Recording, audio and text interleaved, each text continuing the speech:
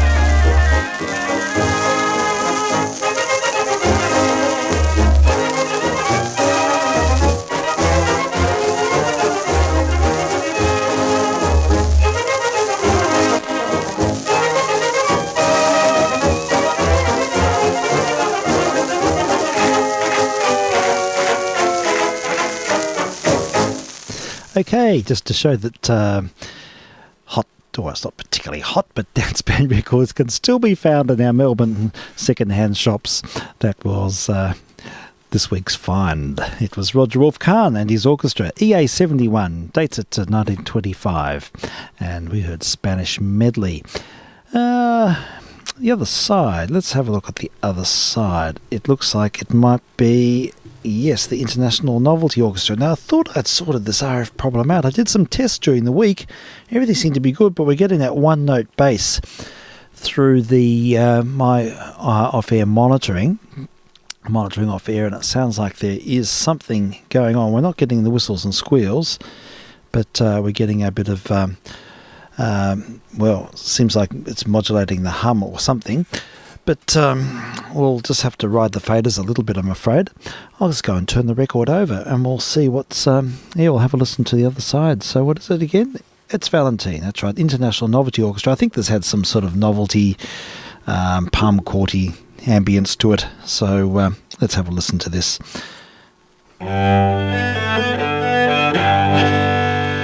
This is VK3SL, testing on 160 metres, 2 metres, and the Broadwave streaming service.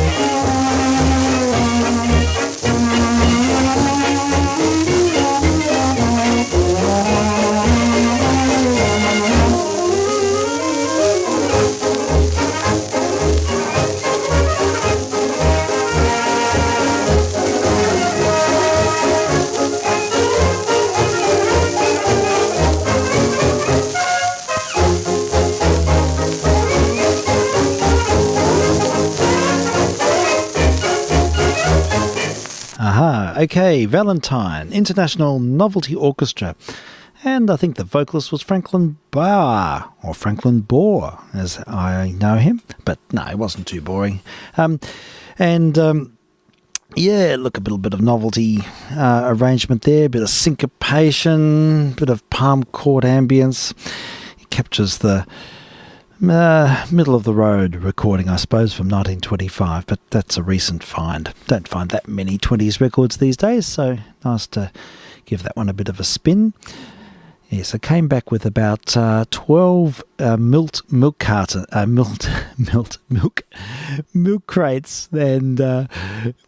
12 milk crates and 178 was the list from the tip shop this week.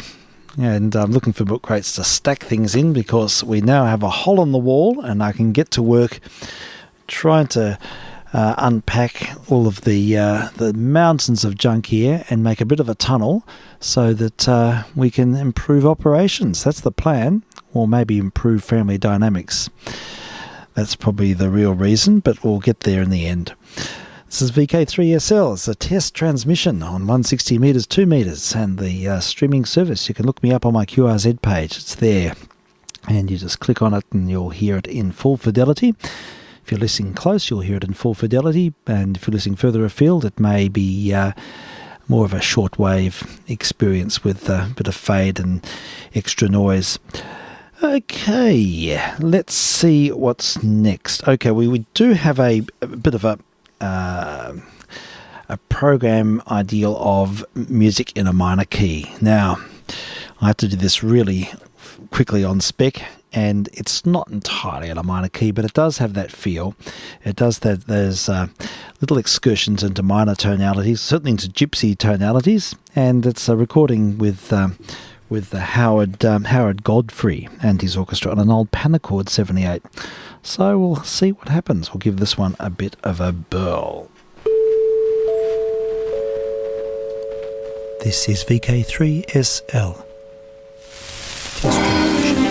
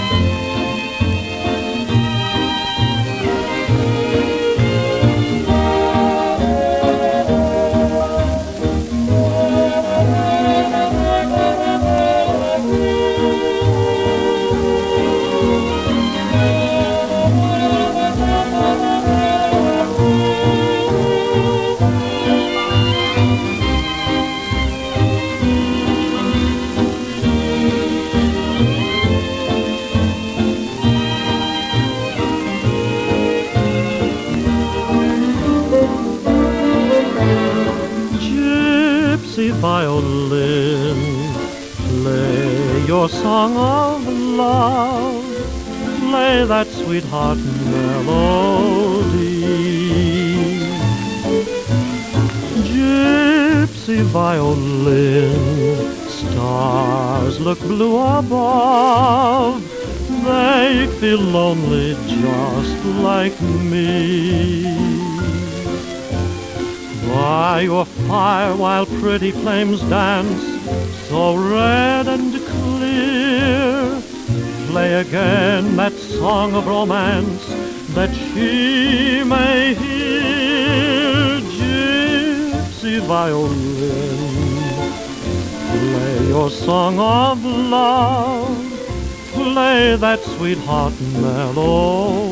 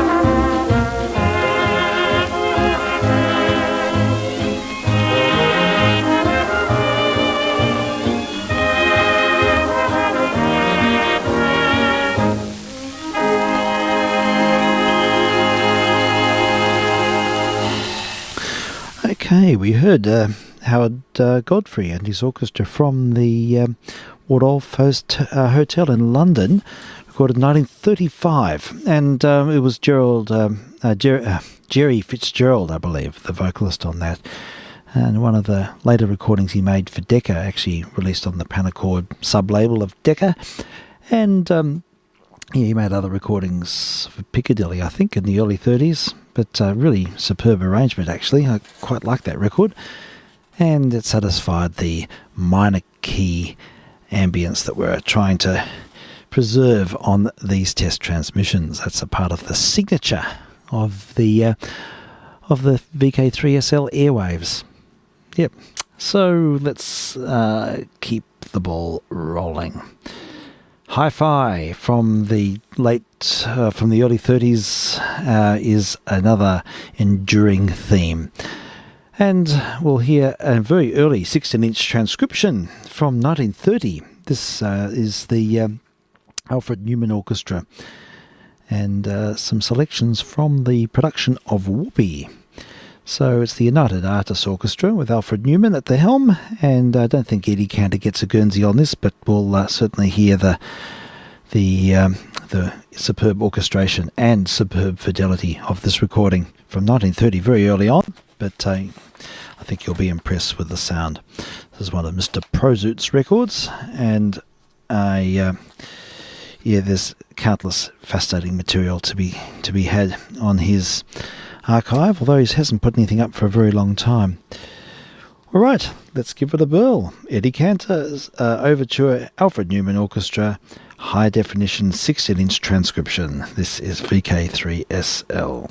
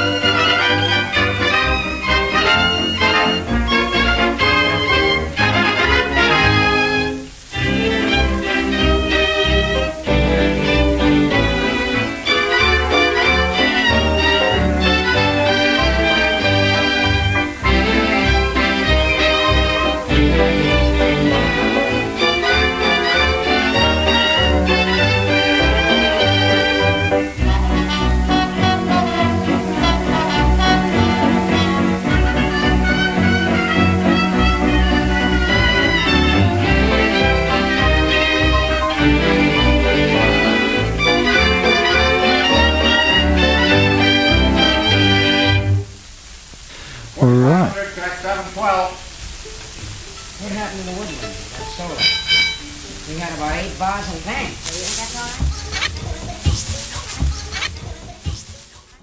Well, I wasn't expecting that at the end. A bit of incidental material on that 16-inch transcription from United Artists, and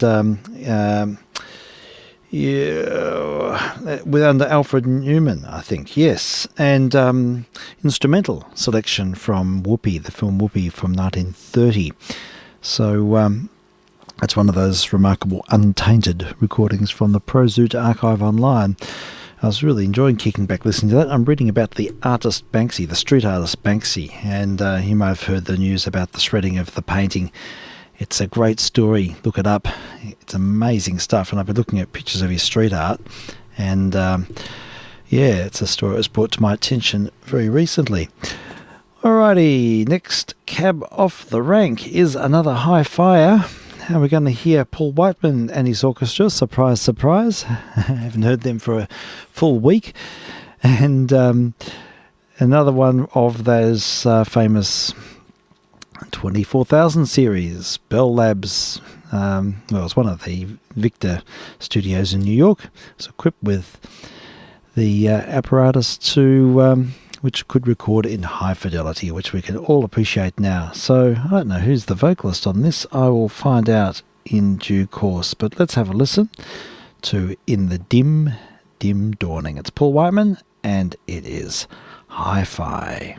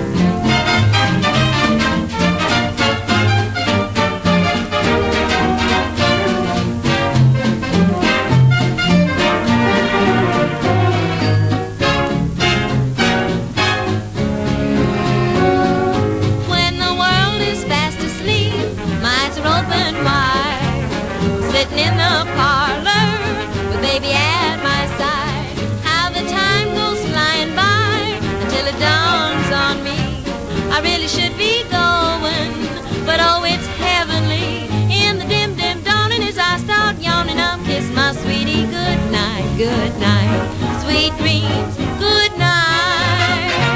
Oh, the moon is blinking, the stars are winking, but what do I care for their light? His eyes are twice as bright. 1 o'clock, 2 o'clock, I should have said goodbye at 10. 4 o'clock, 5 o'clock, I start saying goodbye again. When the dim, dim dawning is, I start yawning. I'm kissing my sweetie goodnight, good night. Sweet dreams, good night.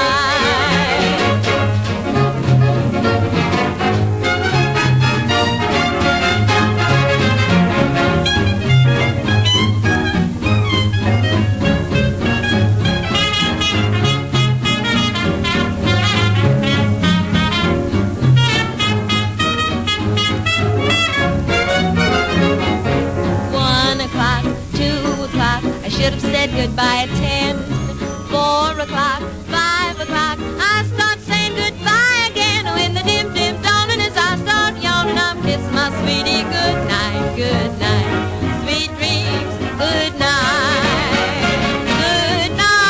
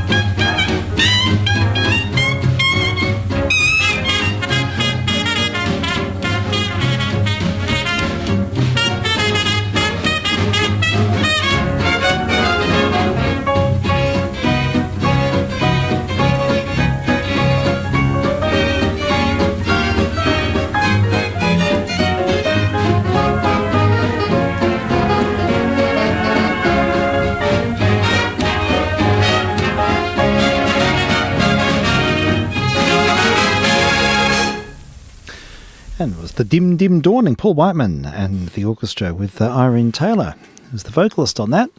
And yes, one of those hi-fi recordings from the early 30s, 32 I think that was recorded, and you can certainly hear the sibilants in her,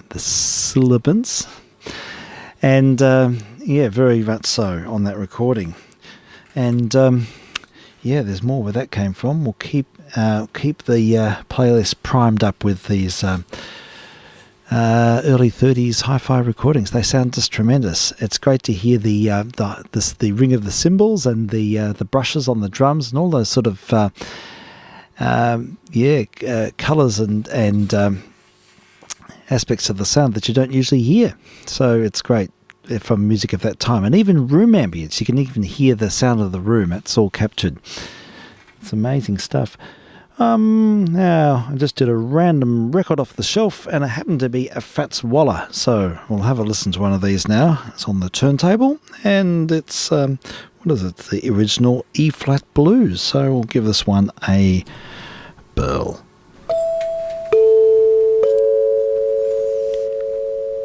VK3SL. Testing.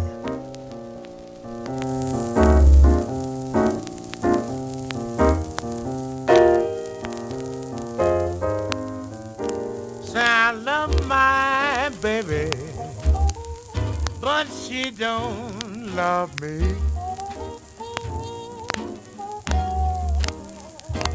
Oh, I love my baby, but she don't love me.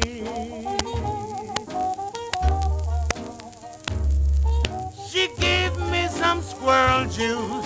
She's got me running up a tree, up a tree, up a tree.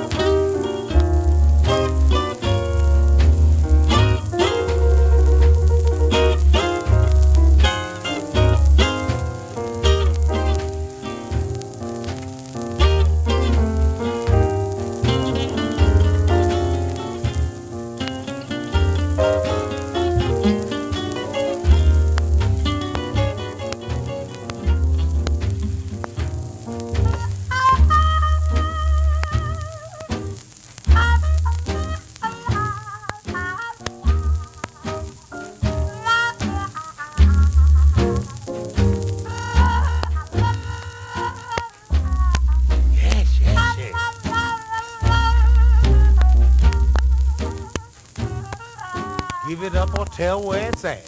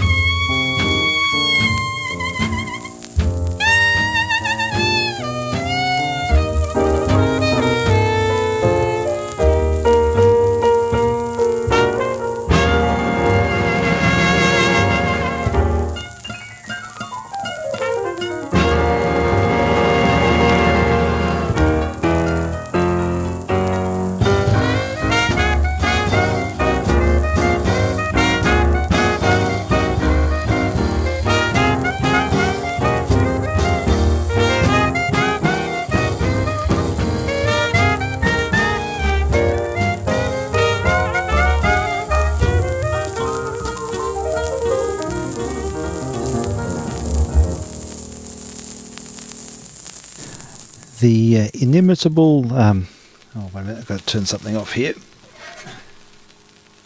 Whoops, otherwise I'll get Feedy's back. The inimitable Fats Waller and his orchestra. And that was his original E-flat blues. That's what it says on the label. Nice instrumental number there with a bit of vocal as well.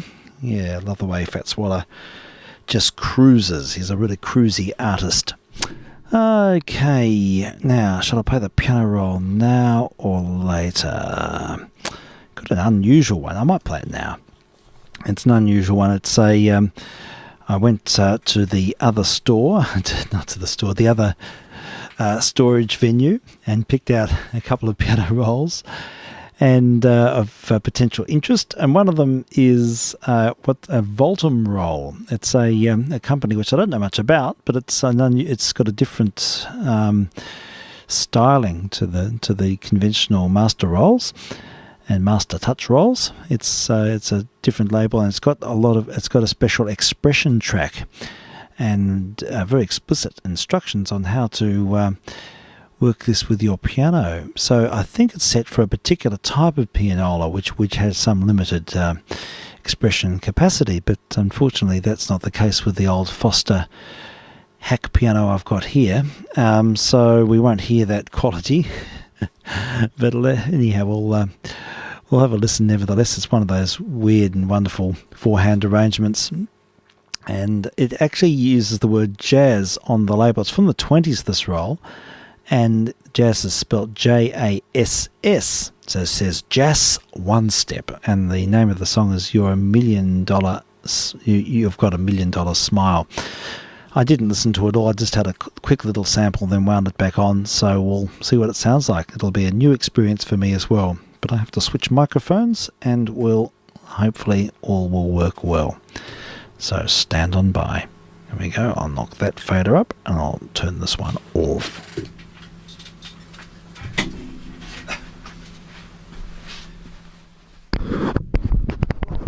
I didn't mean to pull the microphone out of the arm here. I'll put it back in. Let's took the windshield off. This is the SM57, by the way, and I've got it sort of pointed down towards the piano. It's about 3 meters away from the piano, but it seems to work okay this way. I can't be bothered wiring up anything more concrete, although in the cupboard there is a PZM mic, a boundary mic. Maybe that's worth giving a try in the future. Anyhow, we'll wander over and give this a try. Voltum rolls for Angelus pianos, apparently. Alright, let's put my hiking boots on. Get this ready. Take a deep breath, folks. Here we go.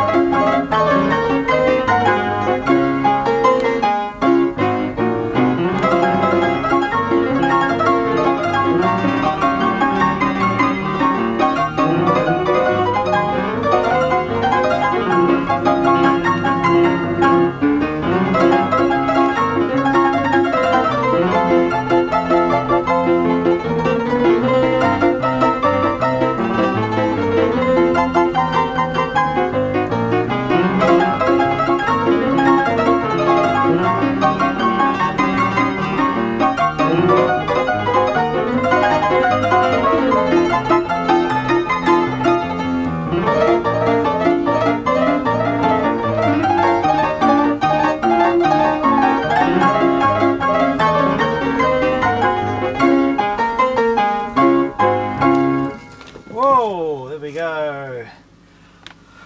Oh, that was a workout. Let's scramble over these mountains of transmitters and rubbish. Here we go. Over the top, back into the realm. Okay, I'll head over to the other microphone now. Whoa, whoops. And there we have it. That was our pianola offering for the day. It's a song called You've Got $1 Million Smile, and I'm pretty exhausted after that pedal through. 4 hands. I've got to make up for 4 hands with Rampart pedaling. And that was probably one of the most interesting rolls. Just looking at the patterns on the printed paper as it scrolled through, it was quite an interesting. It looked interesting. I might have to film that one for YouTube. An unusual arrangement in the way that it had lots of syncopated, offbeat entries. So yeah, I wonder about that one. That's going to warrant some investigation, I think. Great kitsch value and some limited musical value. But yeah, that's what happens. Well, there's a lot more where that came from. That came from a box of about another 50 or 60 piano rolls, which will probably all get an airing at some point. But I'm now thinking about that PZM mic and what potential that might have. Might sound a bit better. I listened back to some of these tests, and they do sound a bit trebly with a microphone at that distance.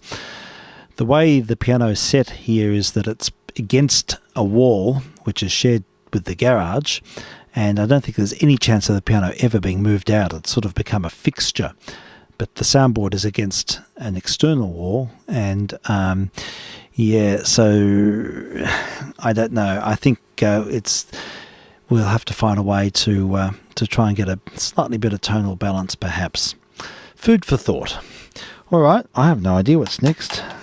What's next? I was going to play something OSD.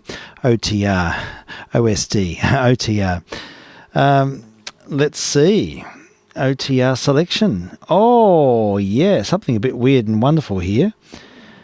Well, I'll play this for a little bit and see how it pans out. I only sampled the first bit of it. It's off a child transcription record. It's entitled 3KZ 21st Birthday.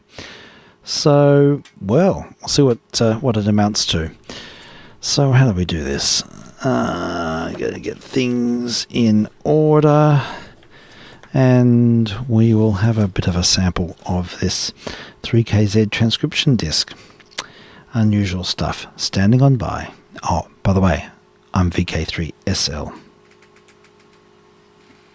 3KZ Melbourne, the Brighton Broadcasting Service. 3KZ, birthday time is 9 o'clock, Saturday, December 8th, AD 1951. 3KZ is 21 years old today. You, the people of Melbourne, have helped us write it, and we are confident, therefore, that you will be interested as we recount the KZ story.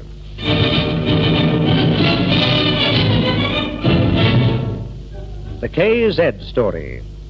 Story. Your dictionary says, story, noun, a history or narrative of incidents. But where should a story begin? Where should it end? Where should it have a climax? Can there be a fleeting instant in its passage of time to which all can point and say, this is the climax? Perhaps it's natural at 3KZ that our minds should turn to a very recent moment. The Austin Hospital, Sunday, October 14th, 8 weeks ago. The Prime Minister, Mr. R.G. Menzies, is speaking. And so in this lovely spot, which is, after all, one of the lovely spots of Victoria, children will be in this hospital and will look out over a lovely green landscape to the blue hills. And will, I hope, from time to time be reminded that the place that they're in is not a place that was produced by some dull rule or by some mechanical law, but by the warm generosity of men and women who listened in over the air, who heard friendly voices, and who became reminded of their duty to their fellow men. Anyone is likely to glow a little when one hears a Prime Minister say, "You've built a hospital."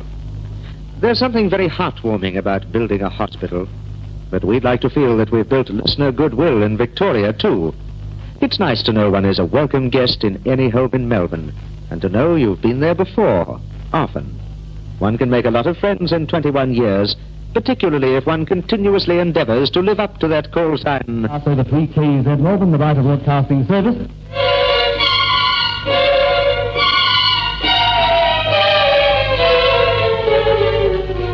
On December the 8th, 1930, 21 years ago today, in the very middle of the greatest depression the world has ever known, 3KZ took the air with its message of brighter broadcasting and bright music, with the confident belief that beyond the dark financial clouds, better times were waiting.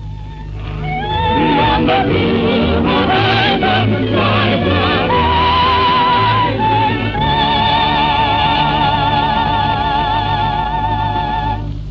Jeanette MacDonald was one of the big stars in December 1930.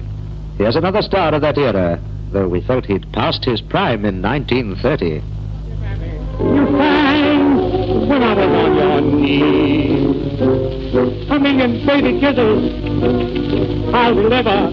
Mary sing the Swanee River. Rock-a-bye, your rock-a-bye, baby, when I sing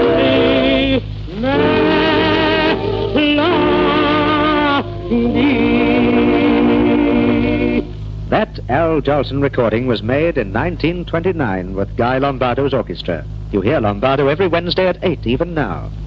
But Jolson lived to have the world at his feet again. This disc is nearly 20 years newer, and the voice has changed somewhat. Voices do. Me on your knees. A million baby kisses I'll deliver. If you will only sing the Swanee River. Rock-a-bye, your rock-a-bye, baby, with a Dixie melody. Here's yet another song and another voice the teenagers of 1930 enjoyed.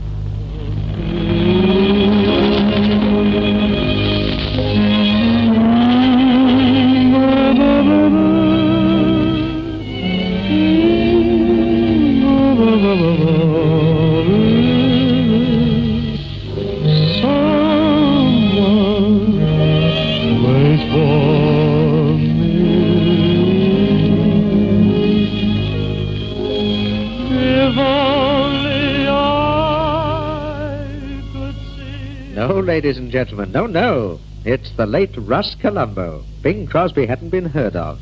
He was still one of the vocal trio with Paul Whiteman's band. Here's Bing in 1930, and his name wasn't even on the label. Listen very carefully. Melody, how they sang, boy, they really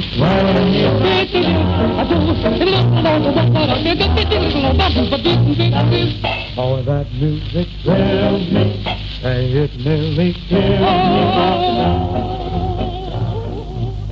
Another thing, way back in December 1930, we weren't used to getting our news from the radio. We got it from printed headlines. This is the Melbourne scene into which 3KZ was born.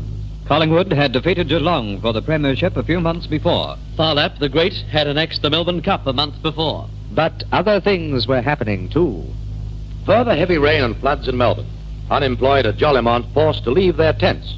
Australia's total unemployed touches 85,000. Mr. Sidney Meyer will see 10,000 workers at the exhibition for a monster Christmas dinner. The Chief Commissioner of Police, General Blamey, reports no appeal has been lodged by Richard Buckley, sentenced last Friday week.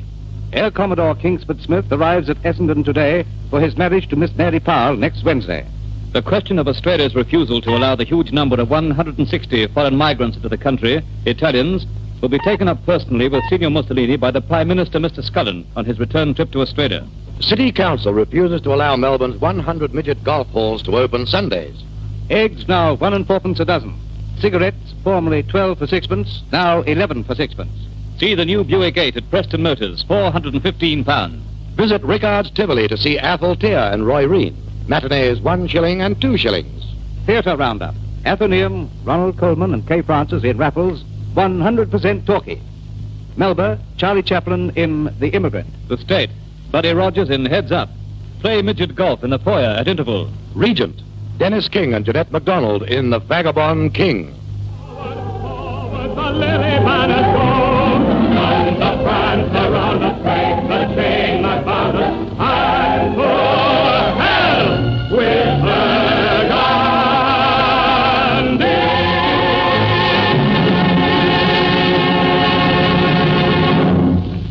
And so 21 years ago, 3KZ commenced operations with 3 directors, Mr. Sid Morgan, Mr. W.V. Morgan, and Mr. M.G. Sloman, and a small staff by today's standards.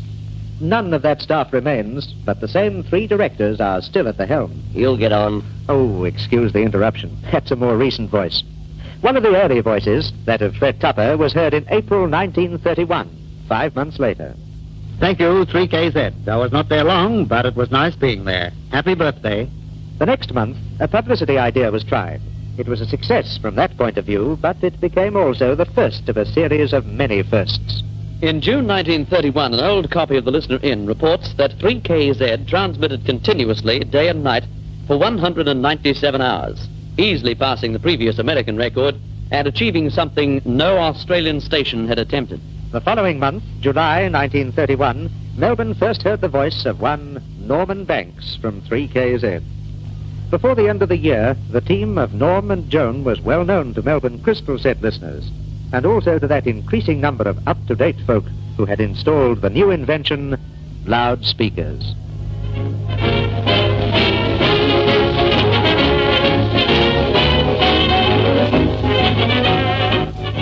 Being not much older than a college boy himself, Norman wended his way to the Yarra one head of the river day to describe the boat race. Pennsylvania, her heart is Dartmouth's treasure, so is said. Betty Coed is loved by every college boy, but I'm the one who's loved by Betty Coed. Yes, Rudy Paddy, early 30s. From that outside broadcast, it wasn't long before Norman's voice was heard on Saturday afternoons at various football grounds. I do like to see a game of football when Saturday afternoon comes round. Hip hooray when they break away. By 1934, Norman was risking the bank's life and limb 150 feet above terra firma at 3KZ's specially erected steel tower near the South Melbourne grounds. Norman later was joined by Terry Deer in these broadcasts, then by ex-footballer Jack Green. During Norman's illness this season, a full 18 years later, and for the same sponsor, Wardrop My Taylor, Jack Green was partnered by John Best and this next voice, Philip Gibbs. Jack Green tells me his greatest broadcasting thrill was the grand final of 1949. And 5 minutes before the final siren, Norman Banks had to depart to find his way to the victor's dressing room. And so to Jack Green fell this highlight. Centre forward position, Dick Reynolds comes in, and with a short kick, finds Coleman, and Coleman is marked. And the crowd are absolutely going wild here, standing on tiptoe, as Coleman goes back about 15 yards out to take this kick for goal, and there's his 100.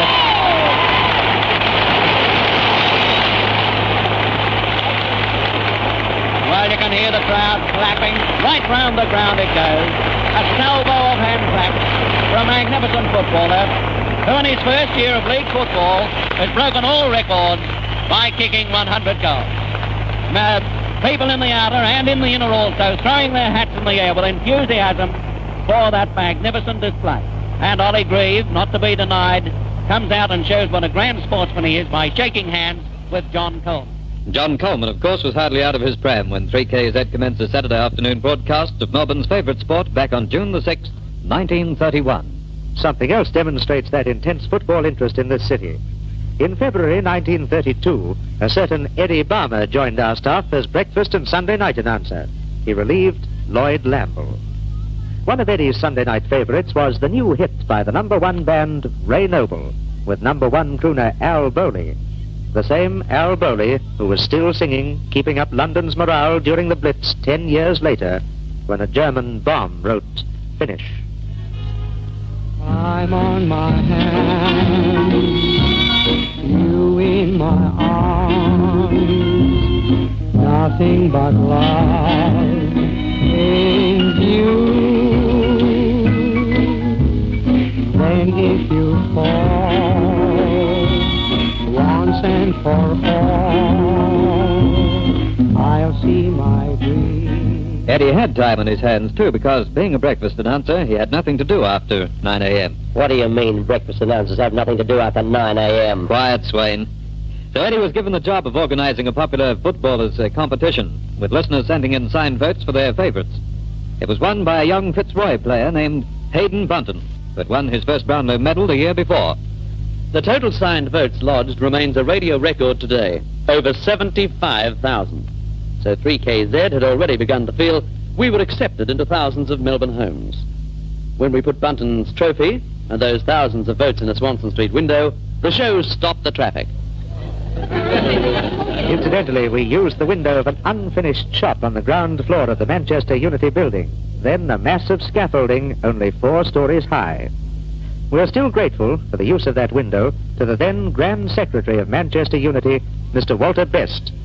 19 years later, you can hear his son, John, at 3KZ any afternoon at 3 o'clock. See, see, see, you can hear it for a penny. See, see, see, just a penny serenade. Penny Serenade for the Austin Hospital is here again, and our first contribution comes Our from... continuity manager at that time, 1932, was Alan Stranks. He has been with the J. Arthur Rank organization in recent years, has a teenage daughter who appears in English films, and has a dozen song hits to his credit. This is one.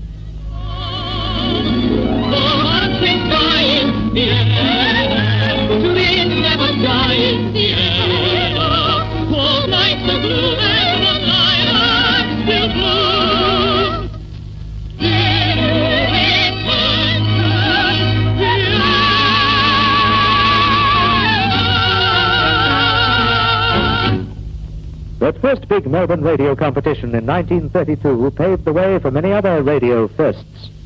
On Sunday, May the 24th, 1933, we commenced the first commercial radio play series ever relayed to Melbourne, introduced by the voice of Charles Cousins. Remember?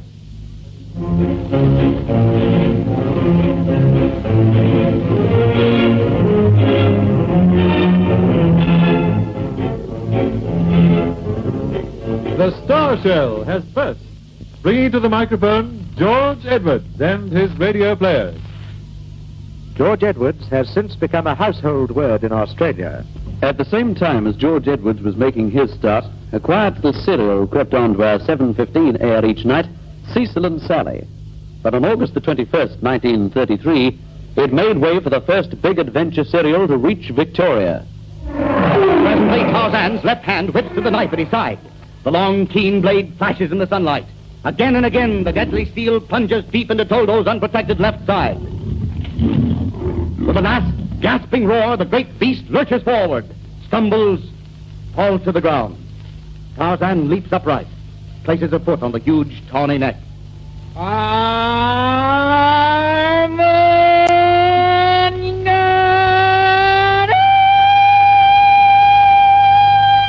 Tarzan. That cry of the triumphant Tarzan became a familiar sound in all our suburban streets before long. Tarzan ran for more than a year. The air adventures of Jimmy Allen, which followed, did likewise. But these serials, if heard today, would pale beside 1951's advanced productions, such as...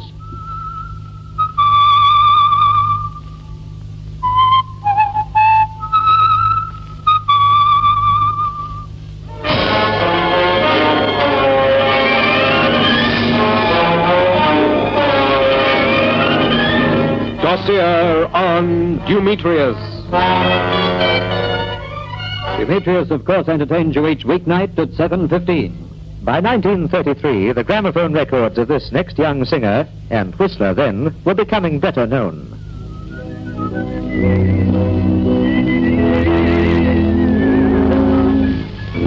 Let me hear you whisper, I surrender, while I am walking in a dream with you.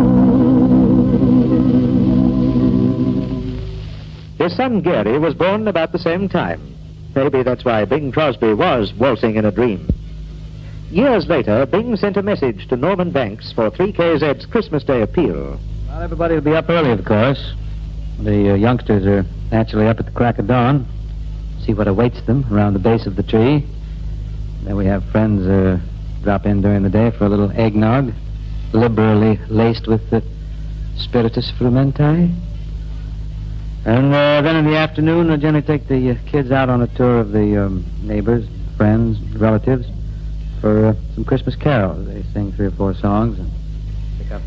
Just a flash of one further hit of 1933 before we pass to another year. Not for all the rice in China, not for all the grapes in France, would I exchange the pleasure that I get with every measure when we dance. Recognize that 33 crooner? It's Clifton Webb, now Mr. Belvedere in films. Not for all the kilts in Scotland, not for all the bulls in Spain, would I give up arriving at your house, although you're driving me insane. Goodbye, 1933. Hello, 1934. And we come to a date Eddie Balmer says is important, the 26th of May. All gramophone record programs on old stations prior to this had contained a little of everything. An orchestra, a soprano, a waltz, a baritone, a Jessie Crawford organ solo. But on that date...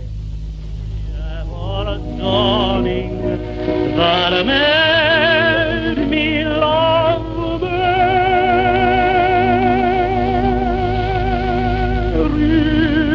the rose of Trani.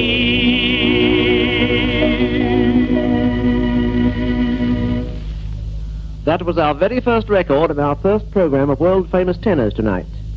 Yes, we are to give you a full half hour of tenor voices only, and we trust you enjoy the experiment. Next is a newcomer, Richard Tauber, who sings an item from a show Australia hasn't seen yet, White Horse Inn. Adieu, adieu, und vergiss mich nicht, und vergiss mich nicht. Adieu, mein kleiner Gardeoffizier, adieu, adieu, sei das Glück mit dir, sei das Glück mit dir. It seems the experiment proved a success, and program 911 of world-famous tenors will be there at 8 p.m. tomorrow night, December the 9th, 1951, 17 and a half years after its genesis. We turn another page and meet an important year for radio, 1935. 3 new trends made their appearance this year: talent parades, quizzes, and wide-range recordings. On October the 6th, 3KZ broadcast the first vertical cut Hill and Dale records ever heard in Melbourne. And before long, this particular one became the biggest hit our city has known.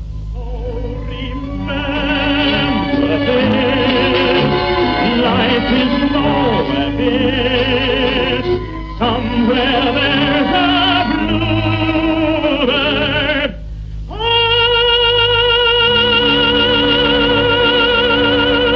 happy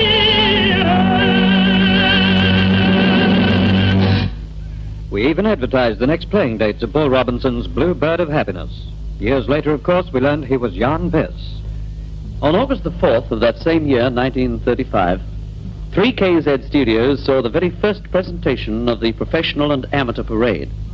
It had a wider scope than previous similar shows, and the P&A has lasted more years than those others lasted weeks.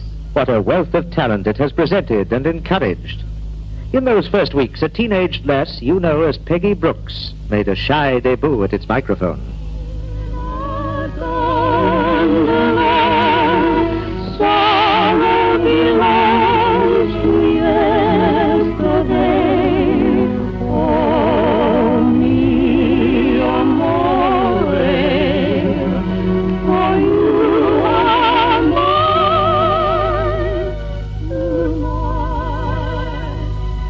Since then, Peggy's been a BBC success, back to Australia, and more recently a Canadian and USA network star. In that first year of the parade, this voice was broadcast to listeners for the first time also. I'll chase away the blues. I'm a happy-go-lucky cowhand. I'd a little look, little look, doo, I'd a little old lady. Oh, little lady, doo, little lady, doo, I'd a little doo. Oh, little lady, old lady, doo, I'd a little lady. Smokey Dawson is now on a 2 years tour of principal American cities. It's impossible to touch on the happenings of other parade personalities and highlights, except perhaps this one.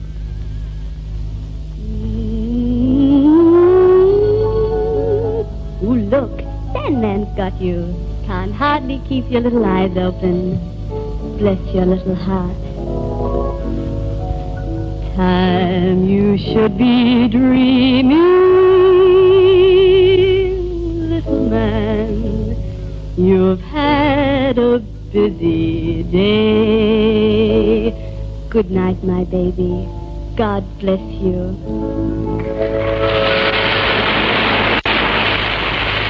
And Annette Kluger, aged 14, won the 1948 Grand Final. Today she is in England and has already made several solo Decca records for the international trade. Exactly 1 year after its commencement, the first Grand Final of the parade assembled an aggregation of talent which Melbourne was surprised and delighted to find it possessed. Tonight, you yourself may be surprised when we remind you that those first finalists included two people you know very well. The pianist member of a song and piano duo was a Miss Margot Sheridan. Margot has been heard in 1,000 KZ broadcasts since, and as many artists thank her for her splendid accompaniments, assistance, and encouragement. Of her talents, she can truly say to radio artists, "Everything I have is yours."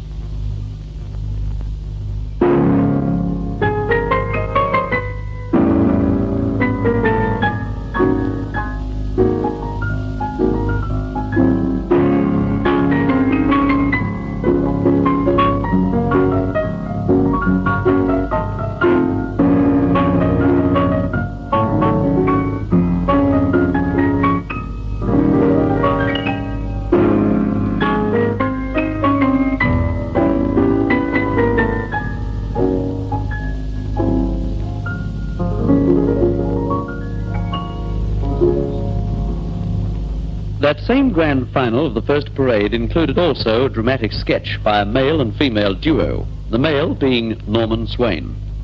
2 weeks later, the management gave this gentleman an audition as an announcer. Well, it was one of the greatest comedy highlights never broadcast. The audition committee thought they would test young Mr. Swain's musical knowledge. Conducted by Leopold Stokowski. Then a tenor, Richard Torber, will sing Chigalita, Menina, and then the boy genius, Yehudi Menhuin, will play the gypsy favorite, Zeganru. Zegan... Oh, blast it. And he got the job. All committees make mistakes, and Norman Swain has left Zigeunerweisen out of any program he's announced since that night in 1937. It's a lie. Norman, go away, or we'll get the parents listening tonight to tell their youngsters how old Billy Bouncer really is. Just 10 weeks after August 1935, the commencement of the parade, Norman Banks took a microphone one Saturday night into the foyer of the Regent Theatre, Collins Street, to ask theatregoers questions on all types of things. And so commenced Voice of the People, the first outdoor quiz in Melbourne. Indoor quizzes were still 18 months away. We didn't even announce we were going to do it, as we felt it might not be a success. It ran for 12 years and paved the way for dozens of other quizzes. An occasional overseas broadcast at the same time became part of the structure of radio. One such on December the 10th, 1935, was epoch-making. This is Windsor Castle. His Royal Highness Prince Edward. At long last, I am able to say a few words of my own. I have never wanted to withhold anything. But until now, it has not been constitutionally possible for me to speak. But you must believe me when I tell you that I have found it impossible to carry the heavy burden of responsibility and to discharge my duties as king as I would wish to do, without the help and support of the woman I love. Eddie Balmer, Terry Dear, and Kenrick Hudson won't forget that abdication broadcast, I'm sure. That's very true, John, and I think that goes for Ken Hudson, too. That's so, Ken? It does, Eddie. And it's nice to come along to 3KZ's 21st birthday party. Well, it's nice to have you here. How about reminiscing for a year or two? Well, on that night, Eddie, as you remember, Terry Dear, you and I were on duty, and we went downtown later trying to get rid of the blues. Norman Banks was in America and England at the time. He arrived back in the autumn of 1936 and brought a record with him. This record, with the narration by Norman himself. Good night, Dad. Good night, Mother, with tired, wrinkled hands. Forget all the worry each long day demands. By tomorrow will dawn with a new, happy day. So just close your eyes, hold your hands, and let 3KZ say, good night, sweet dream, good night. That was the first good night song on Australian radio. There was another first while I was with 3KZ too, Eddie. The first regular indoor quiz at 11:30 a.m. Sunday, June the 27th, 1937. The spelling bee. I-double-P-A-G-E. Mr. Mackenzie? Only one P. E-Q-U-I-P-A-G-E. That's correct, Mr. Mackenzie. Well, that still leaves competitor number 5, Mr. Williams, in the lead. Now, competitor number 1 faces up to the next round, so, Mrs. Worthington, would you spell weather, meaning a sheep? Weather? Mm-hmm. Let me think. A sheep? W-I-G-T-H-E-R. Well, that's the worst spell of weather we've had for some time. Oh. Next competitor number 2 is Mr. Sanderson, and your word, sir, is Odyssey. That was the voice of 3KZ's 1937 Sunday morning announcer, Donovan Joyce. Yes, he has his own production organization today, of course. Yes, Donovan Joyce's passing parade is now a highlight every Monday evening at 7:30.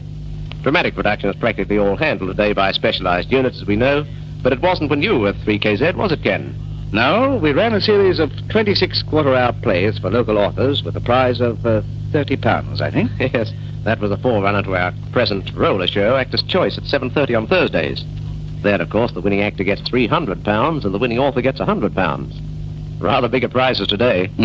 Rather bigger costs, too. Time is marching on. It certainly is.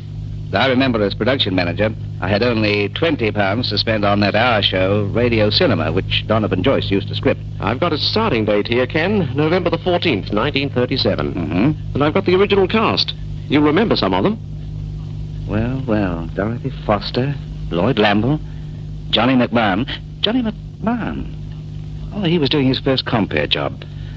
I've forgotten how I met him. Oh, he'd done a 6-month series of musical sessions here as a singing star. The boy was versatile. We played it well at 3KZ. What on earth's that? That's Norman Swain. We sent him out of the studio for interfering, but he got into our echo chamber, I suppose. That's recent, that echo chamber, but it's another first in Melbourne commercial radio. By the way, talking of Johnny McMahon, here he is again with Bob Gibson's orchestra. in one of the many records we play of Australian composers.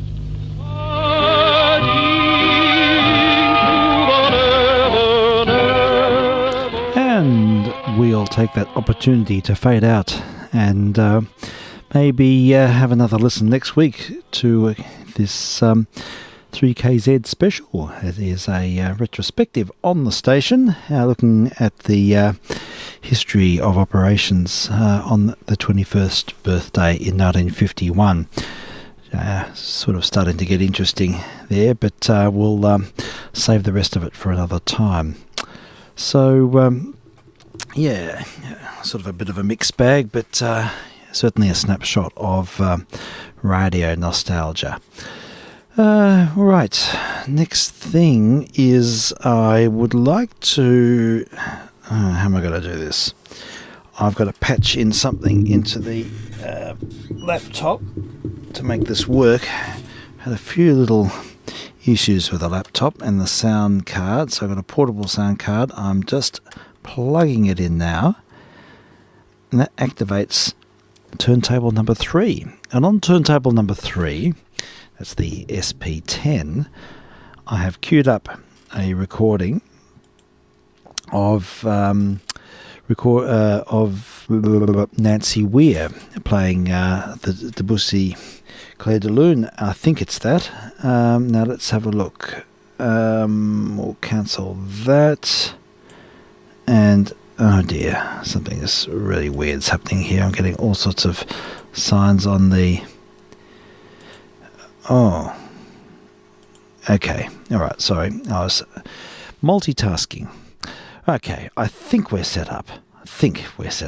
To go. We'll have auto disable. Can't open the audio line. So what do? We close that. And we reopen this. And wait for it to materialize on the screen. It's having a think. It's a slow Lenovo laptop. And it is still thinking. And then very shortly we'll have a result. Fingers crossed, folks. Looks like we might have some success here. Well, hello, 1, 2, 3, 4. Hello. All right, we'll see what happens. If it works, it works. If it doesn't, it doesn't. This is supposed to be a tribute to Royal Stevens. This is the daughter of Cyril Stevens from Spotlight Studios. Sadly, Royal passed away. And thank you to John Fleming, who supplied the information.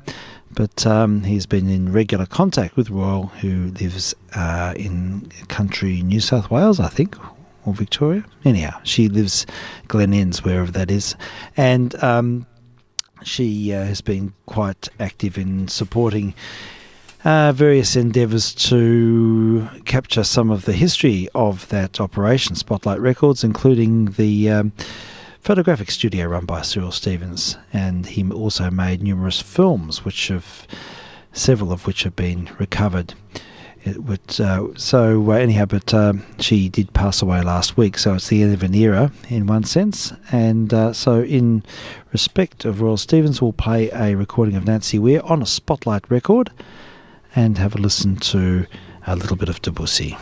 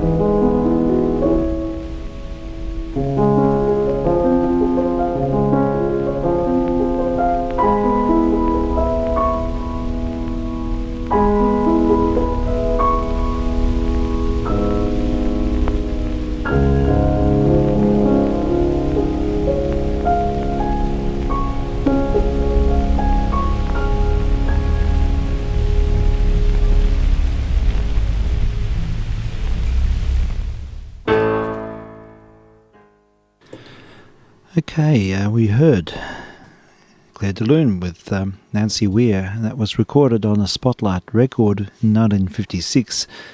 And I played that in memory of Cyril Stevens' daughter, Royal Stevens, who passed away last week.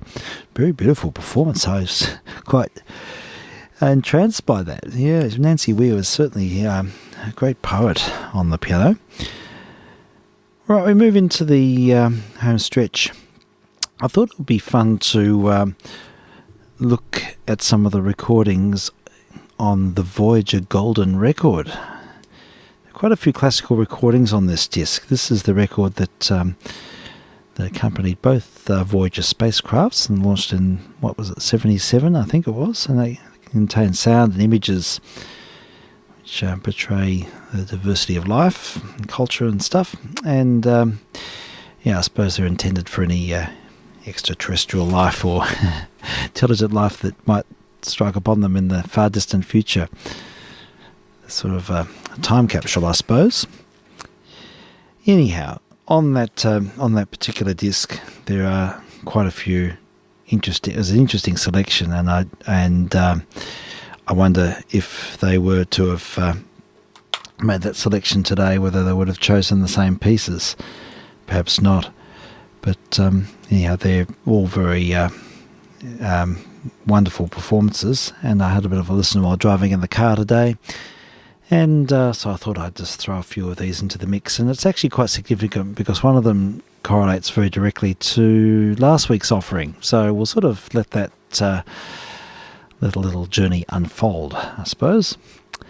But in the midst of all this, let's get going with firstly, a recording of Bach's Brandenburg Concerto number 2. Just listen to the first movement of this. This is on the record. It's actually off the very record itself. And I don't know who the artist is. It's a particularly fine performance. And it's not sort of caught up in the authentic tradition, which I find very vacuous. So it's quite a full-blooded performance, which I like. I can't find a list of who's performing it, but anyhow, doesn't really matter. It's wonderful music. We'll hear this now.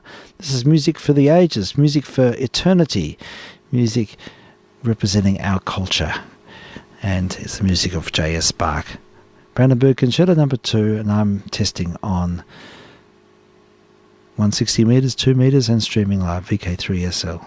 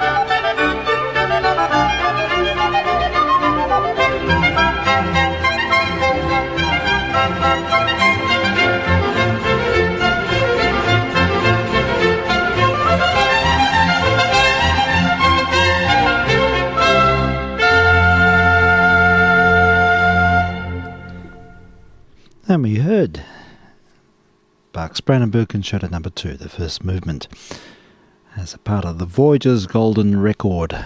Record capitulated into space, to deep space now. And the Brandenburg Concertos are probably the epitome of orchestral writing in the Baroque era, and some of Bach's most celebrated compositions. He wrote them for the Earl of Mulgrave, I think it was. Was it Earl of Mulgrave? Let me have a look. Let's see. It was the presented... anyhow, I can't find any additional information. It's not that important. Anyhow, they were presented to a nobleman. It's like a job application. He was hoping to get a position in a court, and he wrote the work. He wrote 6 concertos for the king, and they were not even looked at. The works were shelved, and the king didn't have the instrumentalists to play them, and he didn't even open the envelope, and they just stayed there for a long time. And they were discovered in the mid-19th century. So, yeah, the story is that some of the greatest work was almost Bach's greatest apple was almost lost in the in some sort of dusty archive. But yeah, they were discovered in the 19th century and sort of been celebrated as fantastic examples of Baroque instrumental music. I think he composed them around 1720, 1721. And I think he was getting a bit sick of Curtin, and he went for a job interview. Anyhow, enough rambling. I'm sort of getting tired. Let's see, what else on the Voyager playlist here? Oh, more Bach. All right, we're going to hear something from one of his partitas. This is a Gavotte and Rondo played by Arthur Grumio, and he happens to be one of my favourite violinists. So I was pleased to see this on the list. Mr. Sagan had good tastes, I think, in putting this together. So let's have a listen to Arthur Grumio playing Bach.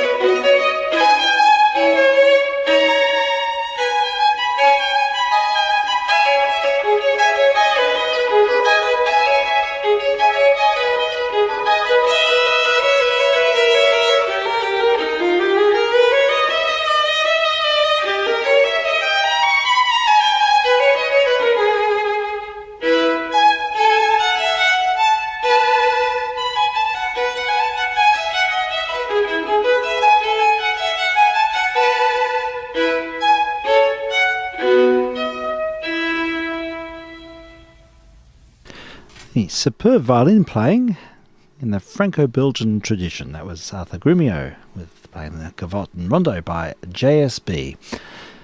Another offering on the Voyager Golden Records, heading off into eternity.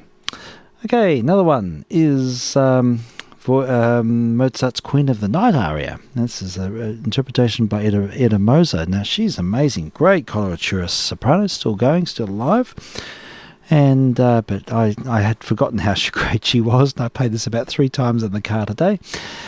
Over and over. It's great music. VK3SL surveying the Voyager's Golden Record.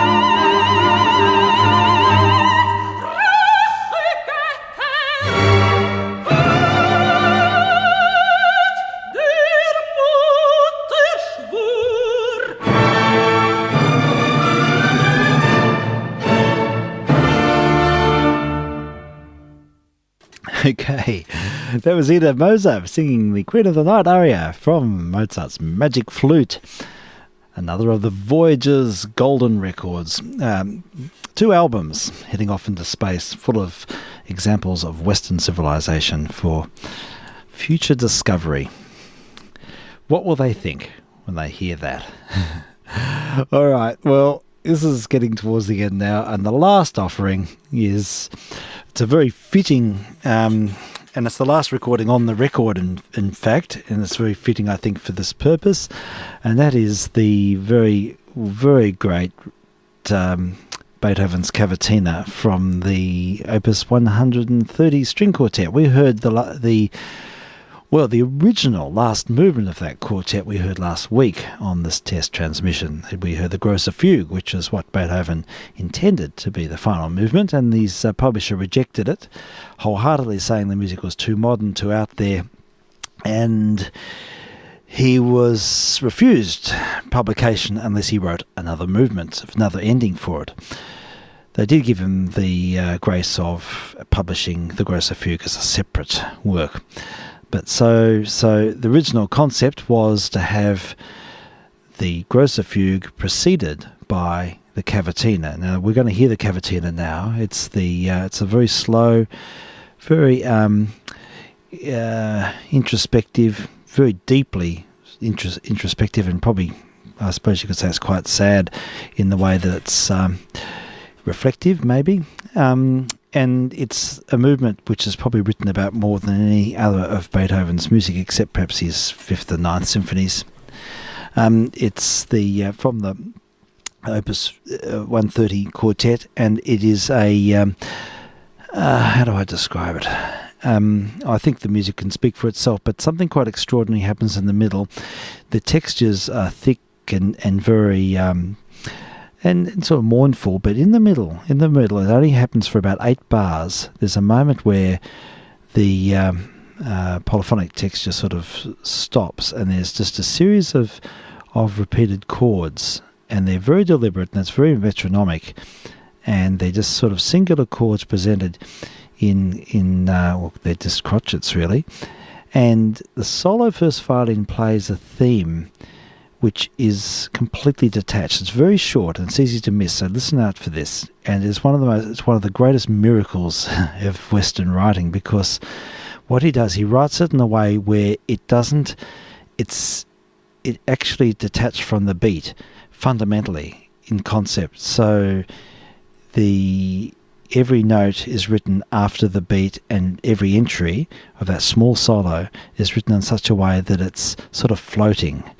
It's profoundly syncopated, but it signifies the fact that Mr. Beethoven was feeling very detached and very isolated, and it's a very deep and very powerful emotional referent through his writing. And you'll hear this theme. It's in the middle. Everything sort of is thick and textured, and suddenly we get this pulsing, and then after about 4 or 5 of those pulses, you'll hear this solo violin part. And if you look at the score, it's written in such a way that it deliberately is offset from the beat, and it is just incredible. There's been many PhDs written on this, and it's incredible stuff. So listen out for that. It's in the middle of the work, and then it returns to the thick texture again. It's only about 8 bars long, but it is really, really powerful, and one can only sort of really describe it as being sort of sobs. I suppose that's the way you could reflect on it. Anyhow, everyone will interpret it their own way, but that's what happens. So I'll let that ride out today, and we'll hear it in the original string quartet form. There's a remarkable recording with Furtwängler conducting this with the orchestra. So it's a part of the same series as the Grosser Fugue we heard last week, and I really love that version as well. But I think it's nice to hear it on the Voyager Interstellar record, and we'll hear the Budapest String Quartet play it in this context, and maybe next week, because it's getting pretty late now, maybe next week I'll play the other version, which I really like. So without any further ado, I wish the listener well. I will listen back on Channel D. I'm sort of flagging fast, but I will have a bit of a listen if anyone wants to come up afterwards. But I'll let the music take us on the final lap of this test transmission. This is VK3SL, wishing the listeners one and all a very good week.